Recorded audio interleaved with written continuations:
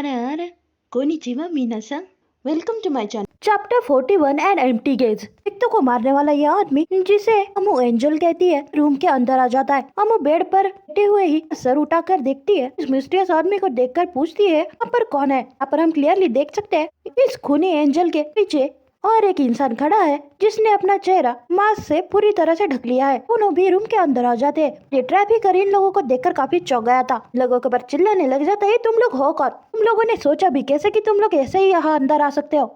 मैं और अमू ही इस रूम में आ सकते हैं।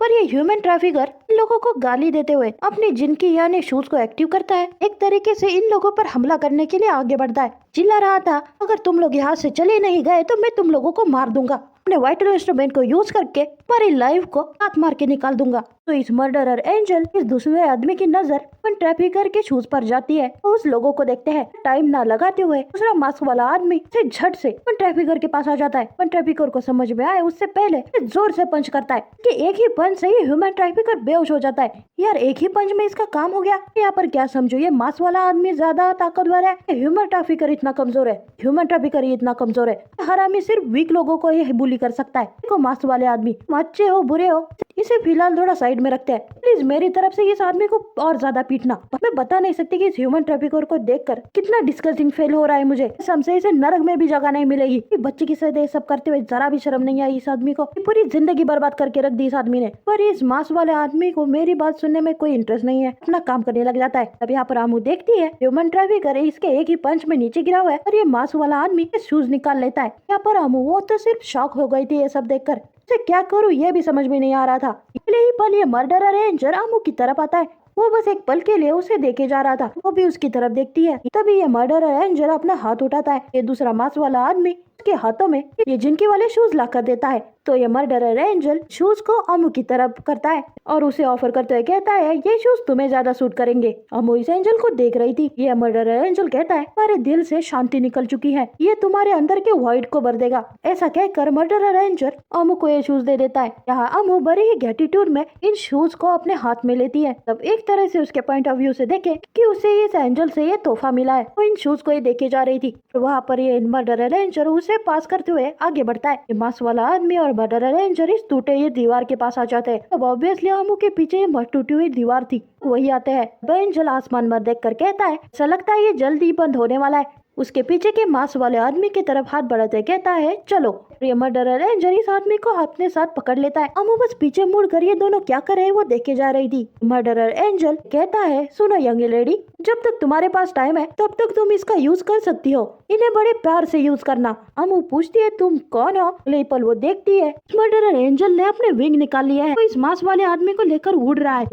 ये विंग्स काफी शाइन कर रहे थे, तरह से उनसे लाइट निकल रही थी। तो देख कर अमू काफी मेस्मराइज हो जाती है, इतना कि उसकी आंखों से आंसू आ जाते हैं। के अंदर बहुत सारे इमोशन निकल कर आ रहे थे। दोनों को ऐसे उड़ते हुए जाता देख अमू इसे एंजल कहती है। पर वो ऐसे नीचे गिर जाते हैं। अमू को ऐसे लगा ये लोग नीचे गिर गए। जल्दी से भागकर टूटी हुई दीवार के पास आती है और नीचे देखती है। उसी वक्त एक बड़ा सा हवा का झोंका उसे महसूस होता है और वो देखती है कि ये एंजल मास्क वाले आदमी को लेकर आसमान में उड़ते हुए ऊपर जा रहा है। और अमू बहुत देर तक उसे जाते हुए देख रही थी। तो इस एंजल को देखकर काफी खुश हो गई थी। और आगे हमें दिखाया जाता है ये ह्यूमन ट्रैफिकर होश में आ चुका है। मूवी इसे महसूस करती है और पीछे मुड़कर देखती है और उसे आवाज लगाती है मिस्टर। वही उस टूटी हुई दीवार पर बैठकर कहती है क्या आपने देखा, वो लोग जरूर एंजल होंगे। कितना अमेजिंग है ना, मतलब वो लोग सच में एग्जिस्ट करते हैं, वो लोग सिर्फ पिक्चर बुक में नहीं होते। यह आदमी काफी कड़े आवाज में अमू को आवाज लगाता है। अमू तो हम एक तरह से सिटी में स्नैप होकर इसे पूछते हैं उन लोगों ने तुम्हें हिट किया, ठीक तो हो ना? आदमी एक तरह से अमू को धक्का दे देता है। अमू जैसे जैसे अपने आप को बचा लेती है। मैं चिल्ला कर उसे कहने लगता है वो मेरे शूज है, तुम्हारी हिम्मत भी कैसी हुई मेरे शूज को चुराने की? तुम्हारे जैसे गटर में जिंदगी जीने वाले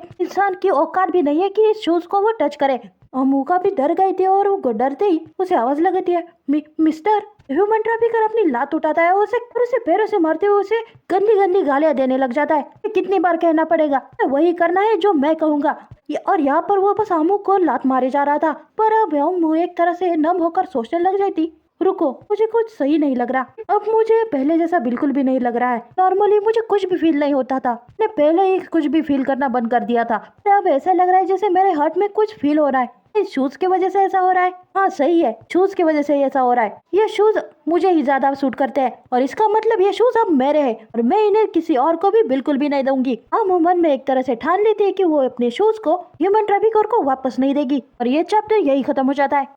चैप्टर 42 लाइटनिंग फ्रैगमेंट्स। चैप्टर की शुरुआत में ही हमें दिखाया जाता है यहाँ पर रुदो शांति से अमू की तरफ आता है। उसने अमू को मारा इसलिए वो एक तरह से शर्मिंदा है। वो उससे माफी मांगने के लिए अमू और टोमे की यहाँ पर आकर खड़ा हो जाता है। हाथों में उसे चौंक कर देखती है। रुदो को यहाँ पर समझ में नहीं आ रहा था कि वो यहाँ पर क्या कहे। थोड़ा बहुत हेजिटेट करते हुए कहता है मुझे तुमसे कुछ कहना है। यहाँ पर फॉलो जल्दी से रुदो के पास आ जाता है और ये कहता है रुदो तुम क्या कर रहे हो। मैं बता रही है वो लड़की हमें जो चाहिए वो सच में बता रही है। यहाँ रुदो थोड़ा शॉक हो जाता है। हाँ फॉलो उसे फिर से बताता है कि वो हमें वही इन्फॉर्मेशन बता रही है जो तुम्हें चाहिए। रुदो पूरी तरह से शॉक होकर फिर से पूछता है क्या सच में। अब सीन फिर से अमू की मेमोरीज में जाता है जहाँ ये ह्यूमन ट्रैफिकर अमू को गुस्से से देख रहा था। अमू भी इसे काफी गुस्से से देख रही थी और अगले पल हम देखते हैं ये शूज यानी जिनकी अमू के पास होते हुए एक तरह से एक्टिव हो जाती है। अमू ने इस वाइटल इंस्ट्रूमेंट शूज को एक्टिव कर दिया। ये देख कर ये ह्यूमन ट्रैफिकर फिर से चिल्लाने लग जाता है नहीं ऐसा क्यों हो रहा है, मेरा वाइटल इंस्ट्रूमेंट है, तुम्हारे साथ क्यों रिएक्ट कर रहा है, ये बिल्कुल नामुमकिन है। मुझे लगता था वाइटल इंस्ट्रूमेंट बस उसके ओनर्स ही यूज कर सकते हैं तो इसे और कोई कैसे इस्तेमाल कर सकता है। पर वो थोड़ी डर गई थी, उसके पसीने भी आ रहे थे। यहाँ वो हिम्मत दिखाते हुए कहती है शायद इसलिए ऐसा हो सकता है क्योंकि ये शूज ओरिजिनली आपके नहीं है मिस्टर। मैं सच में इस वाइटल इंस्ट्रूमेंट वाले चीजों को ठीक से नहीं जानती पर उस एंजल ने कहा कि ये शूज मुझे ज्यादा सूट करते हैं। अब जब मैंने इन शूज को होल्ड किया है ऐसा लग रहा है मेरा दिल पूरी तरह से भर चुका है। ऐसा लग रहा है जैसे मैंने उस शांति को पा लिया है जो खो गई थी। जैसे किसी पुराने खिलौने में बैटरीज डाल दी हो वो टॉयज फिर से और वो खिलौना फिर से शुरू हो जाए, ऐसा ही मुझे फील हो रहा है। तो ये ठीक है ना, मैं ये शूज रख सकती हूँ है ना। रामू थोड़ी डर गई थी और पैनिक होकर ही ह्यूमन ट्रैफिकर से सवाल पूछती है पर ये ह्यूमन ट्रैफिकर कहाँ मानने वाला था। धीरे धीरे अमू की तरफ बढ़ता है और कहता है देखो बात ये है। वो अमू के पास आकर उसके हाथ से वो शूज लेते हुए अमू को कहता है तुम ऐसे ही किसी और की चीजों को अपने लिए नहीं ले सकती हो। देखो तुम्हारे जैसे गंदे पागल इंसान को यहाँ पर कोई सेंस नहीं लग रहा होगा पर नॉर्मल लोगों में ये कॉमन सेंस है, तुम समझ गई। वो यहाँ पर फिर से अपनी बातें रखती है कि तुम कह भी क्या रहे हो, जगह पर पड़ी हुई हर एक चीज तुमने किसी और लोगों से ली हुई है मिस्टर। और वैसे भी मैं जो कर रही हूँ वो सही कर रही हूँ, मैं तो आपको पूछ रही हूँ।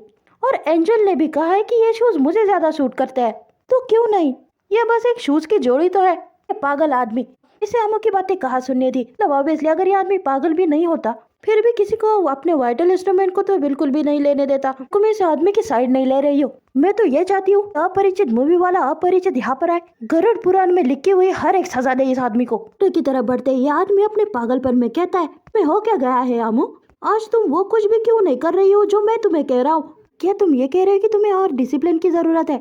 ये सुनकर अमू पूरी तरह से पैनिक हो गई थी। आप यहाँ पर सिर्फ इमेजिन कर सकते हैं कि ये डिसिप्लिन के नाम पर के पीड़ो भाई छोटे बच्चे के साथ क्या क्या करता होगा। फिर भी अमू यहाँ पर हिम्मत दिखाते हुए शूज को छीनने लग जाती है। यहाँ पर ये दोनों भी शूज को अपनी तरफ खींचने की कोशिश कर रहे थे। अमू इस ह्यूमन ट्रैफिकर से कहती है मेरे अंदर हर तरीके की फीलिंग्स आ रही है, जैसे एक को कहा जाता है करेज, दूसरे को अनाइड। अभी फिलहाल वो चीजें सोच रही हो मुझे सोचने नहीं चाहिए जो बिल्कुल भी अच्छी नहीं है। एक तरह से अपना सर नीचे झुकाते हुए इस ह्यूमन ट्रैफिकर को कहती है ये आखिरी बार है कि मैं आपसे कुछ मांग रही हूँ, प्लीज ये शूज मुझे दे दो, ये मेरे होने चाहिए, मेरे पास ही होने चाहिए। अमू को ऐसे रिक्वेस्ट करता देख बल्कि ये ह्यूमन ट्रैफिकर एक तरह से शॉक हो जाता है। वो शूज की तरफ देखता है फिर उस शूज को फिर से और से छीनते हुए पर चिल्लाता है मैंने कहा ना नहीं। तो बड़ी आवाज में चिल्लाते हुए से कहने लग जाता है मैं अपनी बातों को फिर से नहीं कहने वाला, शूज मेरे है, सिर्फ मेरे है।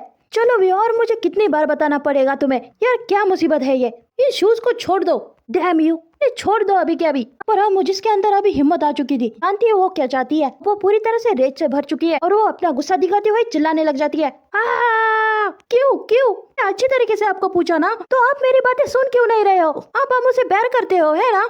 ऐसा आउट ऑफ कंट्रोल जाता देख ह्यूमन ट्रैफिकर एक तरह से डर जाता है। अमू को दूर करने के लिए वो जोर से उसे किक मारता है, फिर भी अमू उस शूज को नहीं छोड़ती। यहाँ पर अमू स्ट्रगल करती है, ये दोनों एक दूसरे से लड़ रही थे। अमू यहाँ पर इस आदमी को किक मारती है और ये ह्यूमन ट्रैफिकर भी उसके बालों को पकड़कर इसे खींचने लग जाता है। लोगों की एक दूसरे से ऐसे लड़ाई चल ही रही थी। दिखाया जाता है कि ये लोग ऐसे ही लड़ते लड़ते लोगों को समझ में नहीं आता पर ये दोनों भी टूटे हुए दीवार के पास आ जाते हैं। अगले ही पल वो एक तरह से चिल्लाते हुए अपना सर इस ह्यूमन ट्रैफिकर के पेट पर मारती है। उसी मोमेंट में ह्यूमन ट्रैफिकर टूटी हुई दीवार से नीचे गिर जाता है। गिरते हुए अमू को देख रहा था। अमू की तरफ अपना हाथ बढ़ाया पर अमू बस उसकी तरफ हॉस्टिलिटी से देख रही थी। नीचे गिरते हुए अमू की इमेज छोटी दिखाई दे रही थी। अमू यहाँ पर ह्यूमन ट्रैफिकर को नीचे गिरते हुए देखती है, जो कि बीच में गिरते हुए ये एक तरह से फट जाता है। कई देर तक अमू टूटी हुई दीवार से नीचे देख रही थी। बाद में वो हंसने लग जाती है। एक तरह से खुशी से हंस रही थी, पागलपन में हंस रही थी। नहीं रुको, ये सब अचानक ऐसे क्यों हो गया? मैं इतने साल उस आदमी के साथ कर क्या रही थी? इतने साल मेरी जिंदगी क्या थी?